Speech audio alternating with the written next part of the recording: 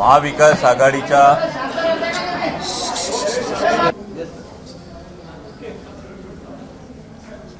गेल्या अनेक महिन्यांपासून एक प्रचंड अस्वस्थता ही संपूर्ण शेतकरी वर्गामध्ये आहे। महाराष्ट्राच्या, देशभरातल्या आणि त्यातही विशेष करून महाराष्ट्राच्या जे अत्यंत महत्त्वाचे मुद्दे आहेत त्यामध्ये कांद्याच्या निर्यातीच्या बाबत जे केंद्र सरकारचं धोरण आहे हे अत्यंत चुकीचं धोरण आहे आणि त्यामुळे गेले 8-9 वर्ष कांदा उत्पादक शेतकरी जो अडचणीत आहे तो आणखी अडचणीत आलाय। 4 महिन्यांपूर्वी त्यावर 40% निर्यात शुल्क लादण्यात आलं आणि कांद्याचे भाव पाडण्यात आले। त्यानंतर आता संपूर्ण निर्यात बंदी झाल्यामुळे कांदा उत्पादक शेतकरी हा अतिशय अडचणीत आलेला आहे आणि याविषयी महाराष्ट्रातलं जे सरकार आहे हे महाराष्ट्रातलं सरकार फक्त मंत्र्यांबरोबर फोटो काढण्याचं काम करतंय, परंतु यामध्ये महाराष्ट्र सरकारनं कुठंही कांदा उत्पादक शेतकऱ्यांची बाजू हिरहिरीनं ही केंद्र सरकारसमोर मांडून ही निर्यात बंदी उठवलेली नाहीये। त्याचबरोबर दूध उत्पादक शेतकऱ्यांचा हा मोठा प्रश्न आहे। म्हणजे जर कर्नाटक सरकार हे तिथल्या दूध उत्पादकांना 5 रुपये अनुदान देत असेल तर गेल्या 6-7 महिन्यांमध्ये जवळपास 10-11 रुपयांनी हे दुधाचे दर पडलेले आहेत आणि जर आता कोणी विकासासाठी जात असेल असं म्हटलं तर पुणे जिल्ह्याचं केवळ दुधाचं संकलन हे 26 लाख लिटर आहे आणि जर 26 लाख लिटर जर आपण बघितलं तर या अनुषंगानं दिवसाचं पुणे जिल्ह्यातल्या शेतकऱ्यांचं नुकसान हे 2,60,00,000 रुपयांचं दिवसाचं नुकसान आहे आणि जवळपास 78 कोटी रुपयांचं किमान हे महिन्याचं नुकसान हे शेतकऱ्यांचं होतं। या सगळ्या प्रश्नांवर आवाज उठवणं गरजेचं आहे।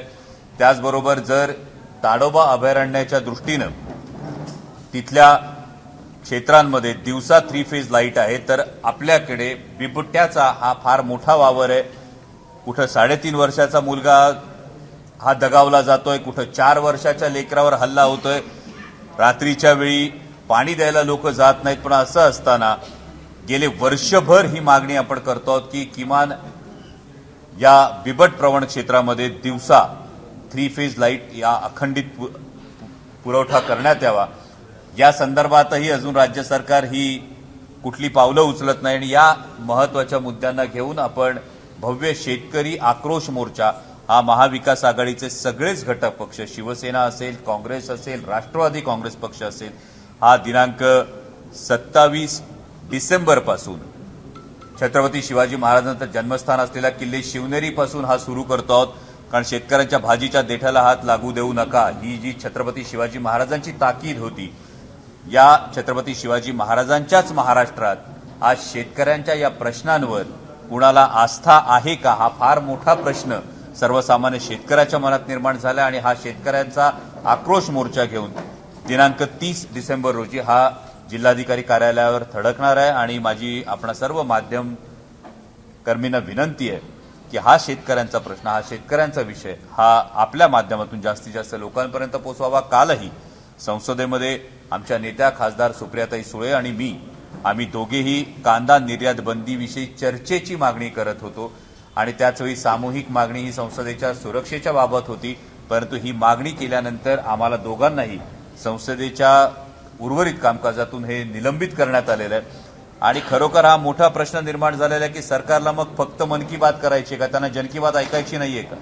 जर आमच्या कांदा उत्पादक शेतकऱ्याचा प्रश्न जर मांडायचा असेल तर त्याला वारंवार नोटीस देऊन तुम्ही वेळ देत नाही आणि मग तुम्ही या चर्चेची मागणी केल्यावर निलंबन करता, तर या सरकारचं जे शेतकरी विरोधी धोरण आहे, या शेतकरी विरोधी धोरणाचा जो पर्दाफाश आहे हा या शेतकरी आंदोलनात शिवसेना असेल, राष्ट्रवादी काँग्रेस असेल आणि काँग्रेस असेल असे 3ही पक्ष महाविकास आघाडी मिळून हा शेतकरी मोर्चा होणार आहे। कशा पद्धतीचं नियोजन आहे आणि या मोर्चाचा समारोप होणार आहे, सभा होणार आहे, रूट कसा असेल?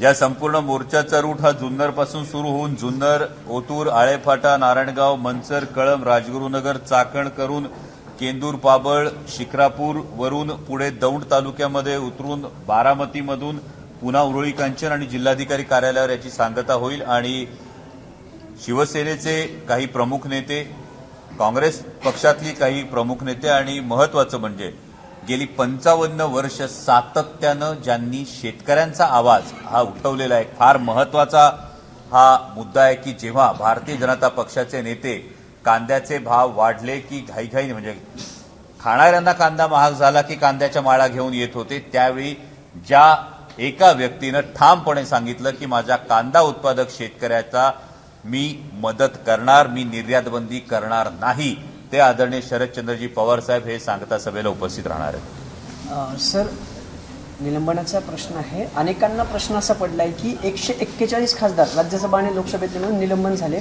कारणं वेगवेगळे असतील. नेमकं सुप्रिया सुळेंच्या आणि अमोल कोल्हेंच्या निलंबनाचे काय तो सगळा सिक्वेन्स आहे? नेमकं काल सभागृहात काय झालं?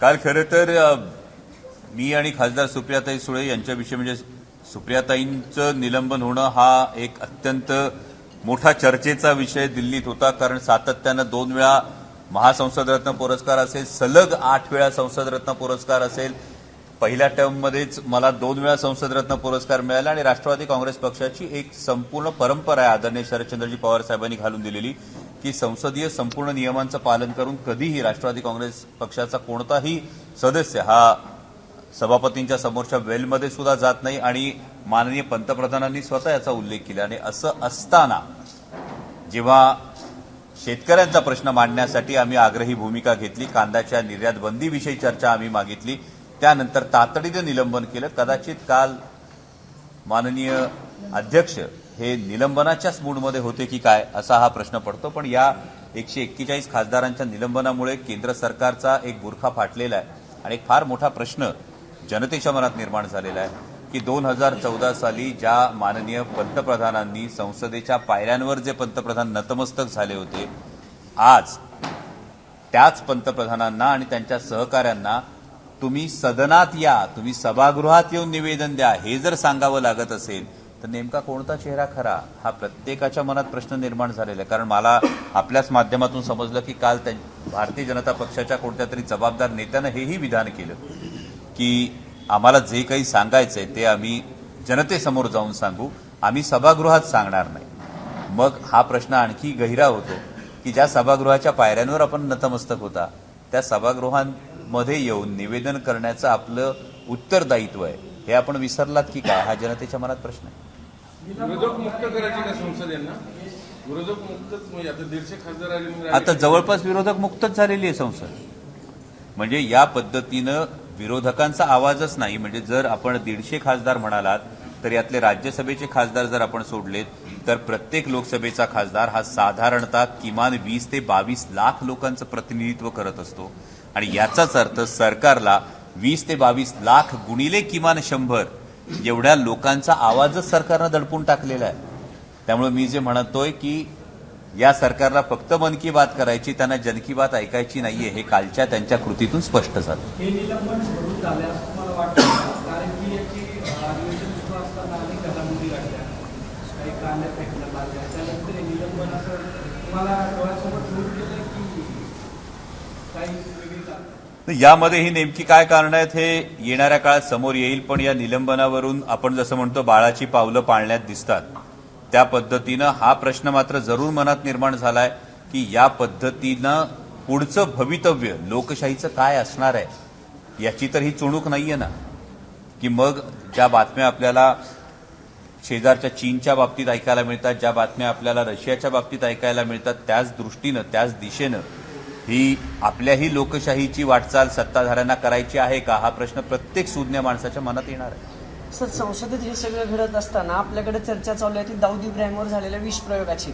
निवडणुका जवळ आल्या की हे मुद्दे काढले जातात. पाकिस्तान असेल, दाऊद इब्राहिम असेल, असं विरोधकाकडून म्हणणं आहे. दिल्लीत तुम्ही गेले अनेक वर्ष झालं काम करतायत, काय नेमकी रणनीती 2024च्या अनुषंगाने चालू आहे असं तुम्हाला वाटतं?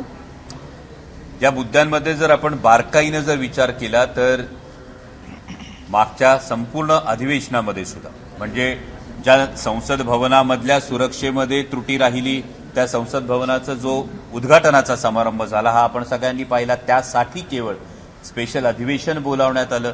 या स्पेशल अधिवेशनचा नेमका काय अजेंडा असणार याविषयी चर्चा होत असताना एक पोस्ट डेटेड चेक सरकारने दिला महिला आरक्षणाचा.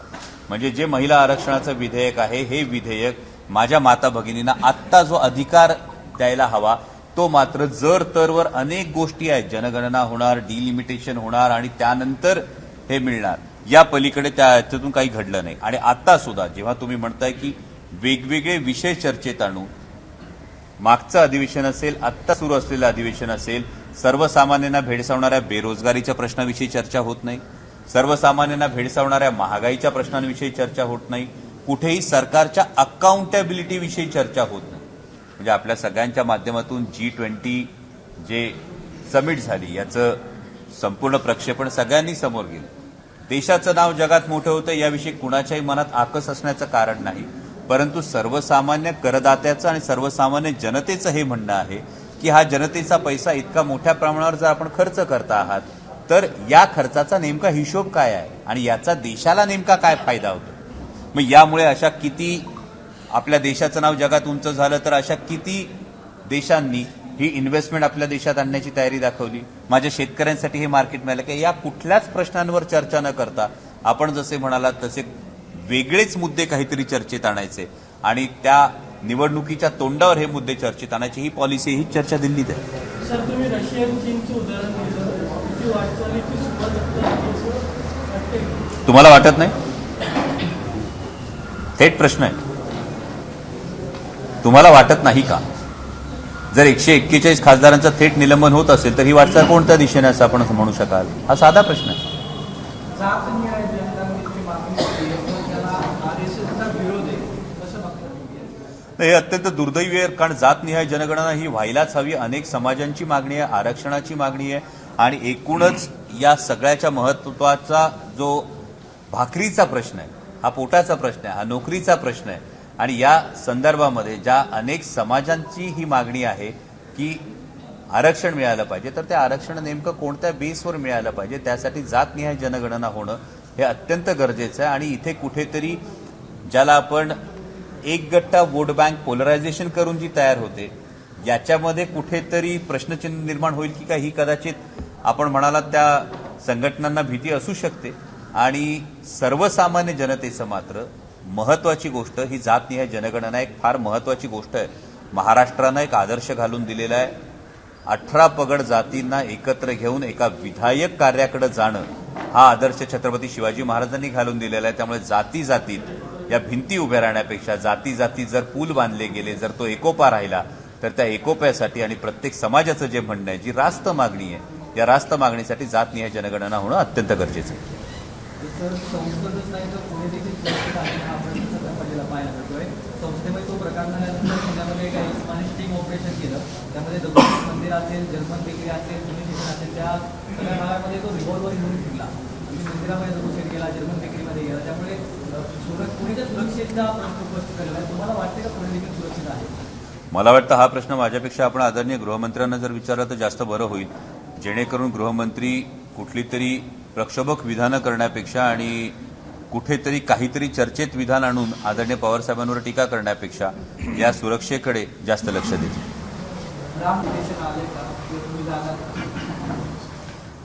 राम मंदिराचं उद्घाटन होतं ही अत्यंत आनंदाची गोष्ट आहे. ही अनेक कोटी लोकांची ही वर्षानुवर्षाची मागणी होती. ही फार गोष्ट महत्वाची आहे आणि त्याचा आनंदच आहे.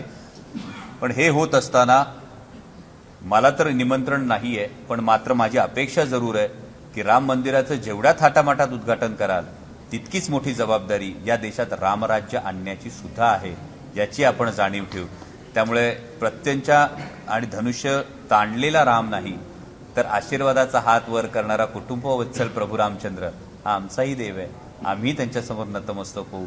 फक्त त्यामध्ये रामराज्य सुद्धा आलं पाहिजे ही जबाबदारी प्रत्येकाने घेतली. महाराष्ट्रात आपल्याला माहिती शिवसेना फोडली, राष्ट्रवादी फोडली, फक्त 2 नेते इकडे आहेत विरोधक म्हणून, पण त्यांचा आवाज दाबला होता, तुम्हालाही निलंबित केलंय. मग आता महाराष्ट्रातला विरोधकांचा आवाज कोण मानणार हा मुद्दा आहे. जनता बनेल, जनता बनेल. म्हणजे आता तुम्ही 100% आता आक्रोश मोर्चा जो सुरू होतोय हा आक्रोश हा सर्वसामान्य शेतकऱ्याचा आक्रोश आहे. म्हणजे त्याला कुठल्याही धर्माच्या किंवा कुठल्याही जातीच्या समीकरणांमध्ये कितीही आणण्याचा प्रयत्न केला तरी सुद्धा महत्वाची गोष्ट आहे, त्याची सगळ्यात महत्वाची जात ही शेतकरी आहे आणि त्याचा प्रश्न हा त्याच्या शेतीशी संबंधित आहे. त्याचाच प्रश्न घेऊन आम्ही रस्त्यावर उतरतोय. त्यामुळे जनतेला शेवटी हा आवाज उठवावा लागेल. लोकशाही प्रणालीमध्ये जनता ही सार्वभौम आहे हे आत्ताच्या सत्ताधाऱ्यांना दाखवून देणं गरजेचं आहे. एबीपी माझा, उघडा डोळे बघा नीट.